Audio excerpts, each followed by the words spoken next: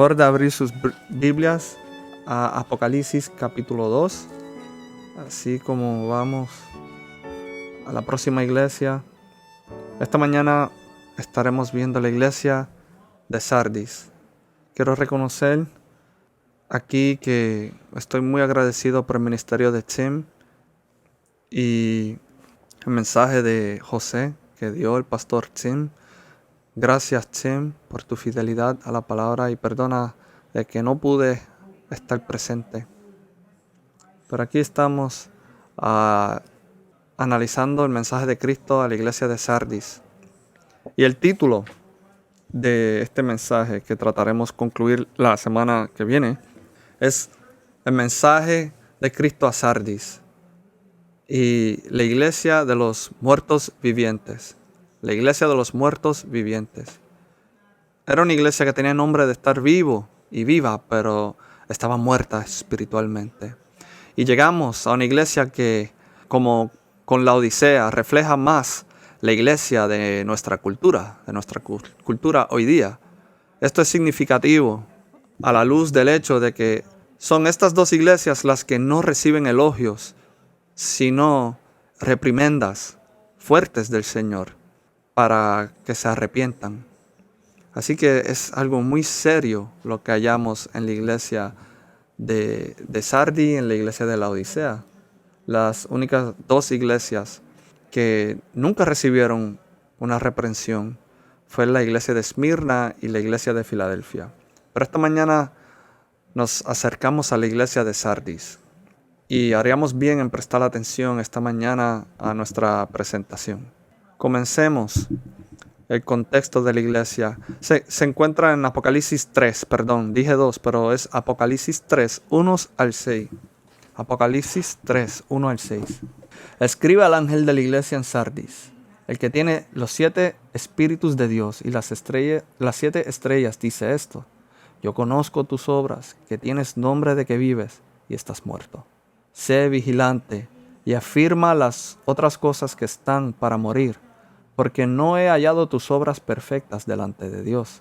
Acuérdate, pues, de lo que has recibido y oído, y guárdalo, y arrepiéntete, pues si no velas, vendré sobre ti como ladrón, y no sabrás a qué hora vendré sobre ti. Pero tienes unas pocas personas en Sardis que no han manchado sus vestiduras, y andarán conmigo en vestiduras blancas, porque son dignos. El que venciere será vestido de vestiduras blancas, y no borraré su nombre del libro de la vida, y confesaré su nombre delante de mi Padre y delante de sus ángeles. El que tiene oído, oiga lo que el Espíritu dice a las iglesias. Así, para entender el mensaje a las iglesias, el mensaje de Cristo a las iglesias, es importante conocer el contexto de la iglesia. Y comencemos por tener una idea general del contexto de la ciudad de Sardis, donde existía la iglesia, para entender más bien o mejor la advertencia de Cristo a la iglesia. Y quiero darle un contexto general de la ciudad de Sardis y su historia. Vamos a ver un resumen breve de la historia de la iglesia de Sardis. Y pues traje un mapa para presentarles. Con relación a la historia, se dice que Sardis es una de las ciudades más antiguas e históricas de Asia Menor, posiblemente establecida en el 1200 a.C. y fue la capital del reino de Lidia. Y llegó a las prominencias en el siglo VII. En el siglo VII bajo un líder llamado Giges, espero haberlo pronunciado bien, y alcanzó su apogeo bajo su hijo Creso o Croesus. Originalmente construido en la cima del monte Tmolus, como la ciudad se hizo más poblada, la ubicación era demasiado restrictiva y finalmente se construyó una nueva ciudad en los valles inferiores. Y pues con intercambio en ese lugar no era un lugar muy confinado. Y el monte donde fue construido se llamaba Tmolus. Y pues creció demasiado. Y pues se construyó una nueva ciudad en los valles inferiores. Es interesante que el nombre es plural. Es una ciudad ahora a la cual nos referimos como Atenas. Por lo tanto, llegó a ser referido en plural, un sustantivo plural como referencia a la ciudad añadida como Atenas. En 549 a.C. fue capturada por el rey persa Ciro, luego por Antíoco en 197 a.C., poniéndola bajo dominio griego, luego por Roma en 133 a.C. En el año 17 después de Cristo fue destruida por un terremoto, pero recibió un favor especial por parte del emperador Tiberio, que incluía una gran suma de dinero y 5 años de exención del pago de impuestos. Y hacia el año 26 después de Cristo, el antiguo escritor Estrabón señala que una vez más era una gran ciudad, un lugar de riqueza y belleza, aunque marcado por la riqueza y la facilidad. Su estatus a finales del siglo I se describe como vivir en gran parte en la gloria pasada, o en gloria pasada. Su gloria que había pasado, que ya como tal no tenía esa gloria, aunque continúa siendo una ciudad de gran riqueza. Uno lo describió de esta manera: en la época romana era casi como una ciudad del pasado, una reliquia del periodo de la guerra bárbara, que vivía más bien de su antiguo prestigio que de su idoneidad para las condiciones actuales. Crucial para la historia y la autoconciencia de la ciudad es su geografía. Según su geografía, si observan en las fotos, Sardis se encuentra a unas aproximadamente 30 millas al sureste de Tiatira y originalmente construido en la cima del monte, como los mensajes hacia Éfeso, pero 30 millas al sureste de Tiatira y originalmente construida, si pueden presentar otra foto, para darle sentido, o un mejor sentido de ubicación. Ahí hay un templo que también fue construido, si pueden ver, era en un lugar o un punto alto entre una serie de colinas que alcanzaron su punto máximo en Temulos, como se llama. En este pico estabas rodeado de altos alcantilados en los 3 lados restantes. Esta ubicación hizo de la ciudad original un puesto militar clave, particularmente en medio del conflicto entre las naciones asiáticas y europeas, y un lugar de frecuentes guerras, así como una importante ciudad de comercio. Y como se había dicho, como en dirección que vaya Sardis en la dirección que vaya Sardis es la dirección que irá el reino. Y en cuanto al comercio, era un punto clave de los viajes desde Oriente y por el pueblo romano. Era el centro de 5 caminos de unión, todo lo cual lo convirtió en una parada esencial para el comercio y los viajes. Así que había que atravesar la ciudad de Sardis.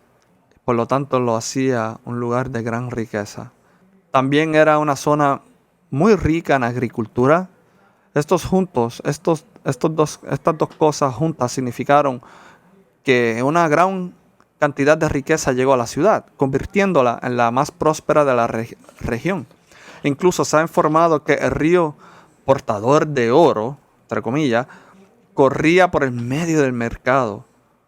Y como señaló un historiador reciente, Heródoto dijo: el arroyo que desciende desde el monte Tomulus y que trae a Sardis una cantidad de polvo de oro corre directamente a través de la plaza del mercado. Eso hoy día no es así, pero en aquel entonces sí era así. Y aunque este es probablemente el relato de una leyenda y no existía ningún río o oro durante el periodo romano, ni ahora, sin embargo, se observa que las monedas de oro y plata se acuñaron por primera vez en Sardis y las joyas encontradas en los cementerios locales indican una gran prosperidad. Era una ciudad significativa, muy significante. Era una ciudad que florecía la naturaleza y provisiones naturales, y era un lugar donde uno quisiera vivir porque se podía vivir cómodo y bien. Pero también se dice que el arte de teñir la lana se perfeccionó en Sardis. Eso es un punto aparte. Pero también en cuanto a las defensas naturales, su historia como puesto militar inexpugnable juega un papel clave en el atractivo histórico de la ciudad y el mensaje de Cristo. En esta ubicación geográfica privilegiada, uno dijo, su acrópolis prácticamente inexpugnable, construida sobre un espolón de la montaña, consistía en paredes de roca perpendiculares, fácilmente erosionables, que se elevaban por 3 lados a 1500 pies sobre el valle. Era tan impregnable que se decía que hasta un niño podía defender la ciudad, porque era sumamente difícil. Debido a esto era fácil sentirse demasiado cómodo y con una sensación de seguridad. Le dio un sentido y una sensación de seguridad, y eso pues se torna significativo.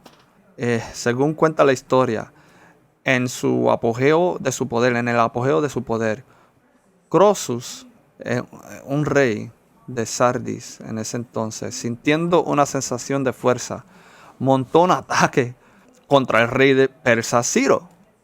Sintiendo una sensación de fuerza, Croesus montó un ataque contra el rey perso Ciro, en el que fue derrotado rotundamente, por altivo, tal vez por soberbio.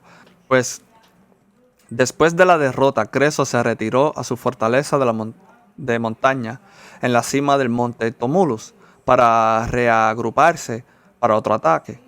Sin embargo, fue perseguido por Ciro, que puso en asedio, pero no pudo acceder a la guarnición. Y sintiéndose seguro en su posición, Creso se retiró una noche solo para despertar a la ciudad que estaba siendo tomada. Aquí está el relato del historiador antiguo Heródoto. Tal vez está ahí en pantalla. Muy bien, aquí está. Dice, cuando el 14º día llegó después de que Creso comenzara a ser asediado, Ciro hizo una proclamación a su ejército, enviando jinetes a varias partes de él, de que daría regalos al hombre que primero debía escalar la pared. Después de esto, el ejército hizo un intento, y cuando fracasó, entonces, después de que todo el resto había cesado del ataque, un tal Mardiano, cuyo nombre era Hiroiades, perdona que no sé pronunciarlo, pero hizo un intento de acercarse a ese lado de la ciudadela, donde no se había establecido ninguna guardia, porque no tenían miedo de que alguna vez fuera tomado de ese lado, viendo que aquí la ciudadela es precipitada e inexpugnable. Entonces, este Mardiano, Hiroides, habiendo visto el día anterior, como uno de los lidios había descendido a ese lado de la ciudadela para recuperar su casco, que había bajado desde arriba y lo había recogido, pensó y lanzó el asunto en su propia mente. Luego él mismo ascendió primero, y después de él surgieron otros de los persas, y muchos se acercaron así. Sardis fue finalmente tomada, y toda la ciudad fue entregada al saqueo. Entonces, esta captura se convirtió en un proverbio. Y el proverbio comunicaba que esta captura, el asombro tanto al mundo griego que capturar a Sardis, se convirtió en un dicho para lograr lo imposible. Capturar a Sardis se convirtió como en un refrán que comunicaba, se puede lograr lo imposible. Capturamos a Sardis, comunicaba, nada es imposible. Y pues sorprendentemente, sin embargo, una vez restaurado a un lugar de prominencia, una vez más se convirtió en una sensación de seguridad que lo hizo orgulloso y negligente. Y la ciudad cayó de una manera similar. La segunda vez fue Antíoco el III, el Grande, quien encargó a un soldado y un pequeño grupo de hombres que encontraran un camino por el lado del acantilado y capturaran una guarnición indefensa. Por lo tanto, la historia de Sardis es una advertencia contra el exceso de confianza y una falsa sensación de seguridad que conduce a la negligencia y que conduce a la derrota. Y en cuanto a la política, aunque era una ciudad importante y había solicitado ser el hogar de un templo imperial, el culto a César que se pierde en Esmirna, en cualquier caso, el culto imperial, causa de gran persecución en Esmirna, no parece haber sido una amenaza en Sardis, lo que aumentó la sensación de facilidad. No fue el centro de culto imperial. Y no ser un gran lugar de culto imperial no fue necesariamente un lugar de gran persecución. Pero con relación a su religión, aunque no hay mención de ello en la carta, había aparentemente una gran comunidad judía y había una congregación judía. Esta presencia es verificada por el descubrimiento arqueológico de una sinagoga extremadamente grande, tamaño de un campo de fútbol, que data de al menos el siglo IV después de Cristo. Y lo más significativo es que era un centro de adoración para su deidad patrona Cibeles, es decir, Artemisa, para la cual había un gran templo en la base del monte Tómulus,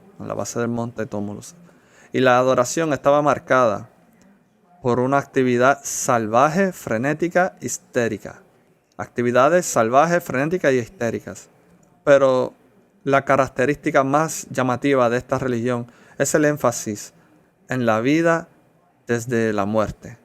Traer vida desde la muerte.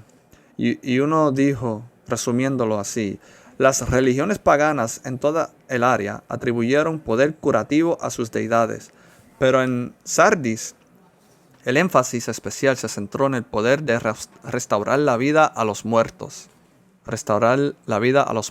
Y esta idea se vio reforzada por la presencia de aguas termales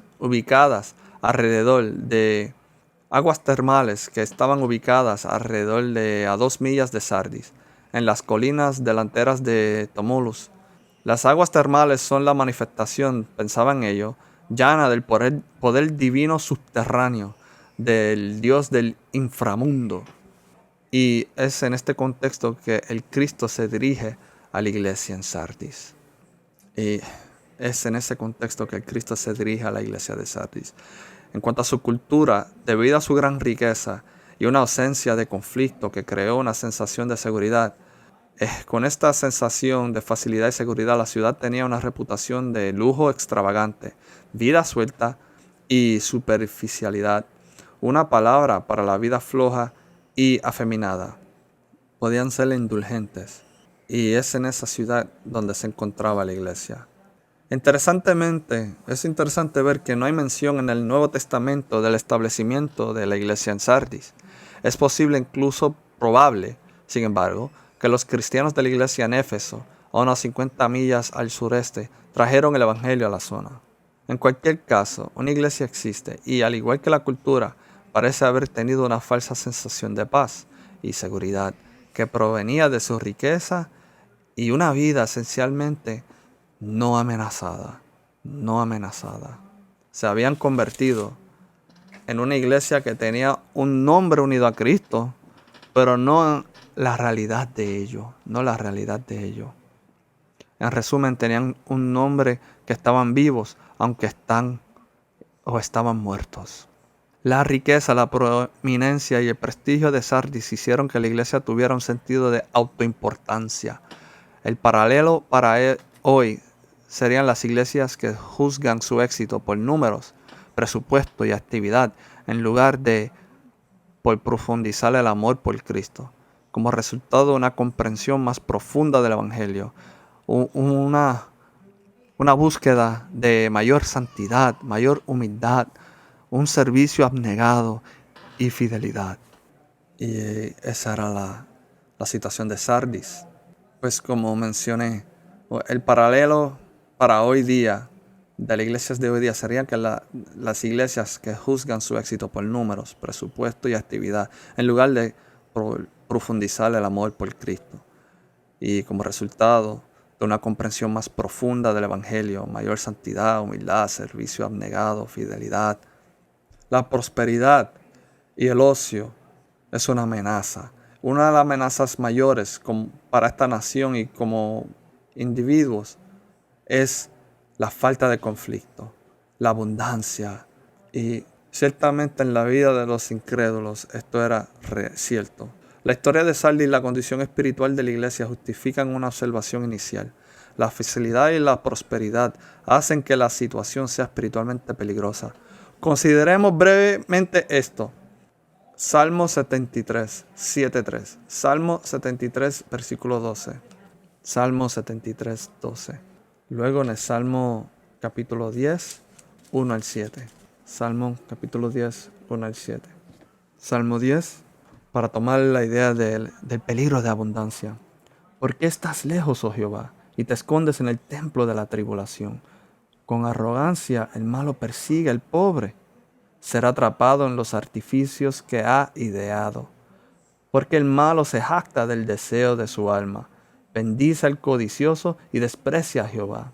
El malo, por la altivez de su rostro, no busca a Dios. No hay Dios en ninguno de sus pensamientos. Sus caminos son torcidos en todo tiempo. Tus juicios los tiene muy lejos de su vista. A todos sus adversarios desprecia. Dice en su corazón, no seré movido jamás. Nunca me alcanzará el infortunio. Llena está su boca de maldición y de engaños y fraude. Debajo de su lengua hay vejación y maldad. Se sienta en acecho cerca de las aldeas. En escondrijos mata al inocente. Sus ojos están acechando al desválido.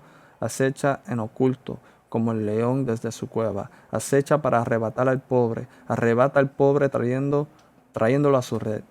Escucha el lenguaje en Jeremías capítulo 48, versículos 7 y 8. 7 al 8.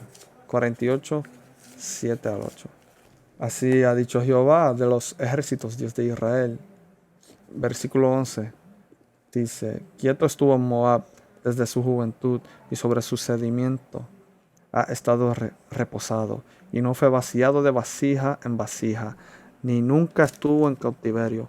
Por tanto, quedó su sabor en él y su olor no se ha cambiado. Todo ha sido fácil para ellos y por lo tanto su sabor no ha cambiado. Han mantenido su orgullo y su altivez y soberbia.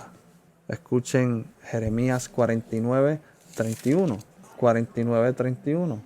Dice, levantaos, subid contra una nación pacífica que vive confiadamente, dice Jehová, que ni tiene puertas ni cerrojos, que vive solitaria. ¿Por qué? Porque no habían necesidad de defenderse.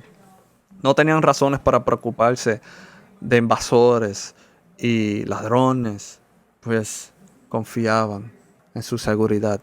Y este es el orgullo que también está detrás del reino del anticristo. Deja brevemente mencionar esto. Esto está detrás del orgullo del reino del anticristo que fue anticipado en la reprimenda al rey de Tiro en Ezequiel 28:1. Ezequiel 28:1. Vino a mí palabra de Jehová diciendo, hijo de hombre, di al príncipe de Tiro, así ha dicho Jehová el Señor, por cuanto se enalteció tu corazón, y dijiste, yo soy un Dios, en el trono de Dios estoy sentado en medio de los mares, siendo tú hombre y no Dios, y has puesto tu corazón como corazón de Dios. He aquí que tú eres más sabio que Daniel, no hay secreto que te sea oculto. Con tu sabiduría y con tu prudencia has acumulado riquezas, y has adquirido oro y plata en tus tesoros. ¿Cuál es el punto de todo esto? Hablando de la tendencia del hombre, que cuando una nación y un hombre se torna seguro en sus propias riquezas, ahí es cuando una nación y un hombre está listo para la caída, está listo para el juicio. Y lo vemos en esta nación. Nosotros confiamos en las cosas que hemos logrado en el pasado, en nuestras habilidades de producir riquezas. Y tenemos confianza en esas cosas como una nación que está lista para caer. Una nación que está lista para ser víctima de su propio éxito. Y es cierto para la gente de Dios. También es el caso del pueblo de Dios, El caso del pueblo de Dios. Y en Deuteronomio 8:1, esto fue el caso de Israel cuando fue próspero. Ella vagó. ¿Por qué?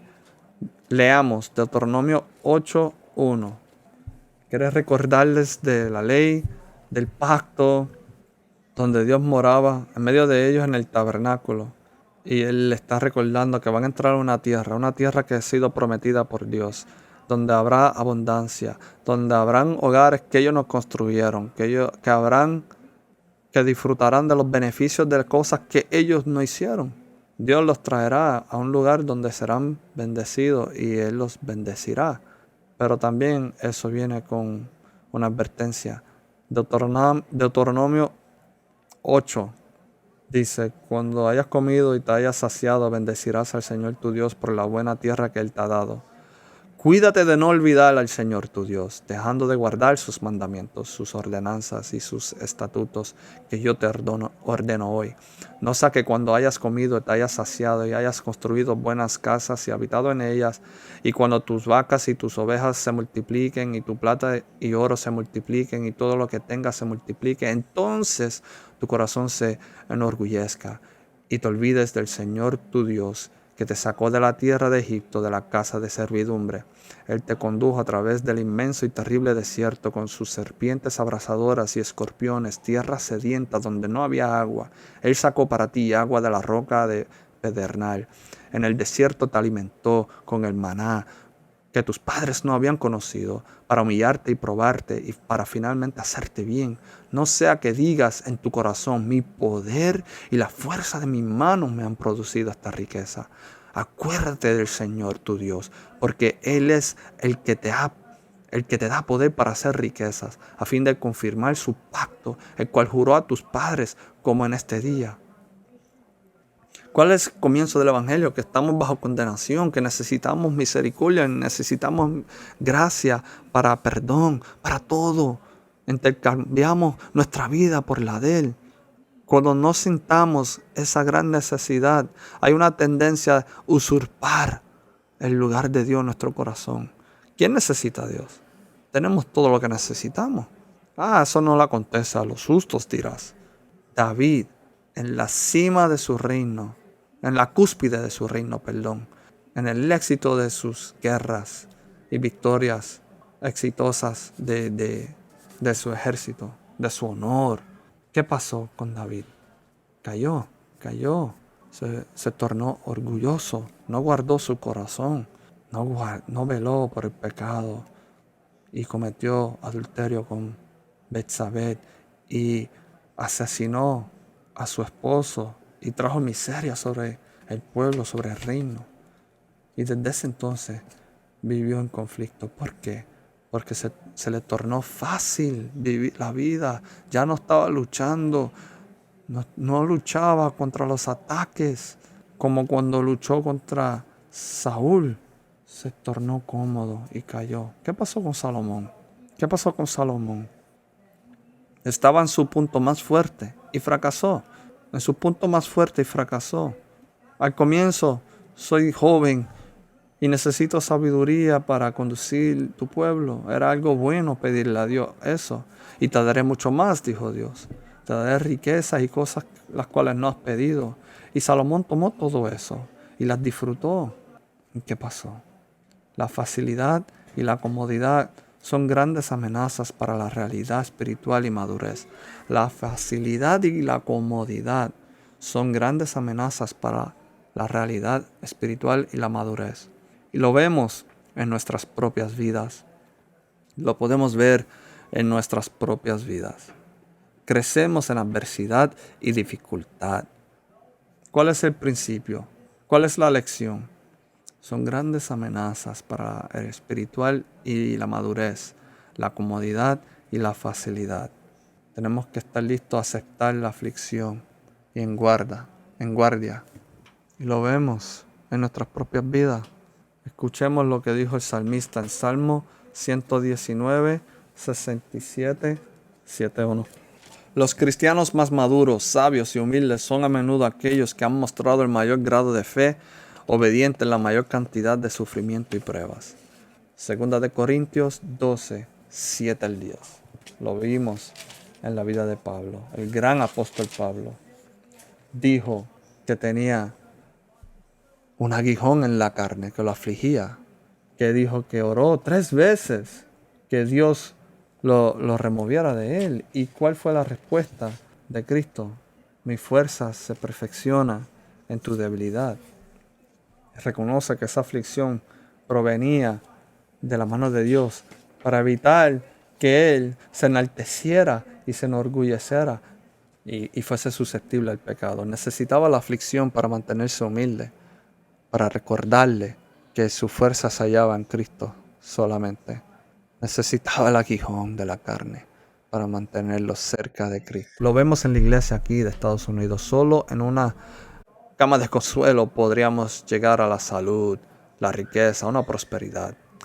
La salvación sin arrepentimiento requerido. El movimiento de crecimiento de las iglesias, el cristianismo progresista, son cosas que se ven aquí en los Estados Unidos. Y eso se halla en lugares donde hay comodidad, prosperidad. Repito, lo vemos en la iglesia de Estados Unidos. Solo en una cama de consuelo podríamos llegar a la salud, la riqueza y una prosperidad. La salvación sin arrepentimiento. El movimiento de crecimiento de la iglesia. Cristianismo progresista, izquierdista, digamos. Estos y muchos más son el fruto de la facilidad que producen las iglesias que tienen un nombre, que están vivas, pero están muertas.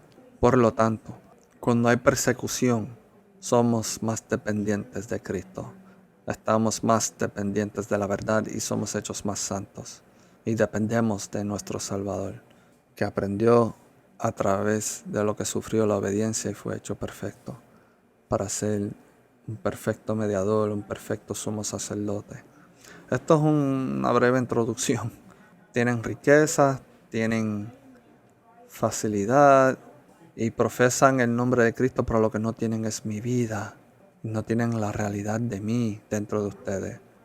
El mundo tal vez los alabará, pero yo los condeno. Los elogia y los ven como una iglesia fiel, pero yo declaro que ustedes están muertos y vacíos. Ese es el mensaje a esa iglesia de Sardis. Y por lo tanto, la situación en Sardis es una buena introducción al bautismo. El bautismo representa el reconocimiento de la debilidad, del pecado, y es una renuncia en el nivel más fundamental del corazón, del mundo, de sí mismo, de ganar a Cristo, de caminar con Él. Es un testimonio de haber sido traído de la muerte a la vida en Cristo. A la vida en Cristo. Se humilló en hacerse hombre y presentarse de una manera débil en la carne y entregarse como propiciación por nuestros pecados, por el pecado de su gente. Luego ser levantado entre los muertos y esperamos para el establecimiento de su reino. El bautismo confiesa todas esas cosas. No valgo nada, estoy totalmente necesitado de ti. Todo lo que necesito y todo lo que anhelo y en todo lo que le deposito mi fe, mi identidad como ser humano, se halla en Cristo Jesús. He muerto yo y he hallado vida en Él. Rechaza lo que el mundo me ofrece para recibir lo que Dios me ofrece en Cristo Jesús. Y ese es el mensaje del bautismo y ese es el mensaje que escucharemos en unos momentos. Permíteme orar y Jan subirá. Padre, gracias por tu palabra, gracias por las advertencias que nos da, porque es una expresión de tu amor. Las advertencias mismas son una expresión de tu cuidado por nosotros. Son las advertencias que hemos de recibir para ser sobrios y velar sobre nuestras almas. Le dijiste a los discípulos en la noche que fue traicionado, velen y oren para que no entren en tentación. Señor, como sabemos y conocemos estas verdades, cuán fácil caemos en tentación y tropezamos. Pero eres tú que nos permite probar de nuestra debilidad para así crear una dependencia de Él, de nuestro Salvador, y siempre mirar hacia Él, nuestro Señor resucitado, anhelando en nuestros corazones estar contigo para siempre y disfrutar de nada solo de la máxima expresión del gozo en tu presencia. Ayúdanos a comprender estas cosas. Ayúdanos a vivir en la luz de ella, de una manera digna de la salvación que hemos recibido. Y al escuchar este testimonio, Señor, te pedimos por aquellos que aún no te conozcan, que tú seas glorificado. Y es en su nombre que oramos. Amén.